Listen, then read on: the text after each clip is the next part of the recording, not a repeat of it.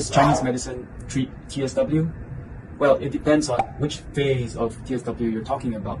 In the acute phase, the most important thing is to bring down inflammation in a way that does not compromise the body like steroids do. How you want to do that is not to use single compounds. You want to use many active ingredients. This is so that there is no drug resistance that is built up. If you use a single compound like betamethasone or like Elomet, very soon it's going to start losing its effect. And that's what happens in TSW. What happens is that first it works, and then it works less, and then you have to up the dosage, and then maybe you have to add on orals, and then maybe you have to consider cyclosporin or MTX. What we want to do is to bring down the inflammation and take away the inflammatory load so that at some point your body is able to regulate on its own. How we do that is to first decide what kind of presentation you're coming in with, and then choose herbs that treat that particular condition.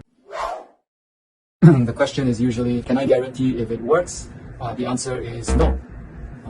Most times when you come in, we will do a first treatment and you will be kept in close contact with me so that I can monitor your response. In some situations, patients respond very well and the trajectory is just like this. But this is not always the case. It could be that I prescribe something that you respond negatively to. And in these situations, we do not say that you are detoxing. No, that was not the intention to flare you up. The intention is to see inflammation go down. The moment we can attribute the flare to the intake of herbs, the correct action would be to stop. Do not keep going. Do not think it's a detox situation where you have to clear everything before you get better.